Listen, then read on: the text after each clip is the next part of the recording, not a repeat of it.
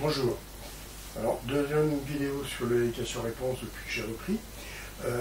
Là, c'est un élève qui me demandait, un élève ou quelqu'un qui pratique, je sais pas, comment on mesure la surchauffe sur la inverter, donc climatisation inverter. Alors, je vais vous l'expliquer. Alors, ce qu'il faut déjà bien comprendre, inverter ne veut pas dire pompe à chaleur. Inverter veut dire variation de vitesse. Donc c'est une pompe à chaleur avec inversion de cycle, mais c'est pas la traduction inverter, c'est variation de vitesse. Ça n'a rien à voir avec l'histoire que c'est une pompe à chaleur. Bien comprendre ça. Alors on va commencer. Alors voici le schéma d'une pompe à chaleur, donc d'un climatiseur comme on a actuellement, puisque les climatiseurs de maintenant font d'office pompe à chaleur. Alors ici j'ai mis les deux vannes magnétiques qui sont des détendeurs électroniques. Donc quand celui-ci sera en fonction, ben, celui-ci sera complètement ouvert et celui-ci modulera. Et vice versa, quand celui-ci va moduler, ben, celui-ci sera ouvert complètement. Donc quand celui-ci module, ben, celui-ci est le condenseur. Quand celui-ci module, celui-ci est le condenseur. Et bien sûr l'évaporateur. Donc on inverse à chaque fois. Et ici on aura la vanne qui va jouer à chaque fois comme j'ai dans mon dessin ici. Elle va basculer de là à là. Alors, on me demandait comment on mesure la surchauffe. Ben, on peut avoir deux façons de mesurer la surchauffe sur ce système-là. Alors, je répète, inverter, ça concerne que ça, que le compresseur inverter. C'est lui qui varie de vitesse. C'est pas parce que ça bascule d'un côté à l'autre que c'est inverter. C'est vrai que ça peut porter à confusion quand on ne connaît pas bien la source de l'anglais. Bon, je ne connais pas non plus à 100% l'anglais. Hein. Je connais les bases, mais pas plus. Hein.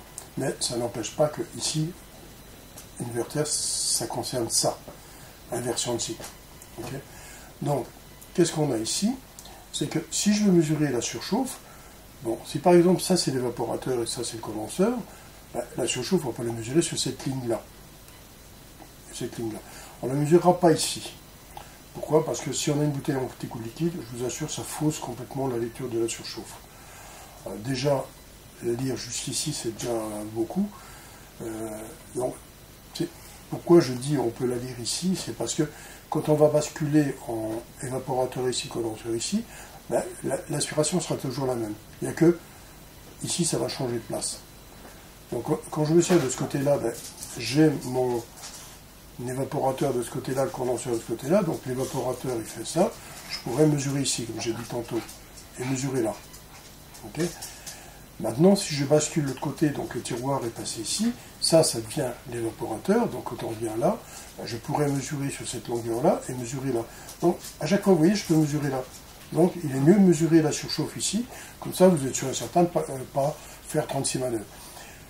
Mais moi, c'est vrai que je conseille, pour être sûr et certain de bien charger l'installation, être sûr qu'il n'y a pas trop de gaz dans l'installation et avoir la bonne quantité de gaz, c'est mettre en position froid ici, position chaud, et donc, ce qui fait que le tiroir est placé comme ça, par exemple, ben, on va mesurer là ou là pour avoir notre surchauffe.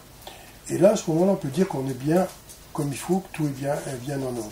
On a la bonne charge en gaz, on est bien réglé et tout. N'oubliez pas qu'avec des détendeurs électroniques, on travaille avec un minimum de surchauffe en général. Ça va? N'oubliez pas que vous avez une bouteille anti-coupe liquide. Voilà comment on mesure la surchauffe sur qu'on appelle un inverter. Là, je vous ai présenté la pompe à chaleur avec sa mesure de la surchauffe, la plus pratique et la plus simple qu'on peut trouver. Comment, je vous répète, inverter, ce n'est que le compresseur. Donc une pompe à chaleur, inverter, ça veut dire inversion de cycle. Voilà. Allez, à bientôt.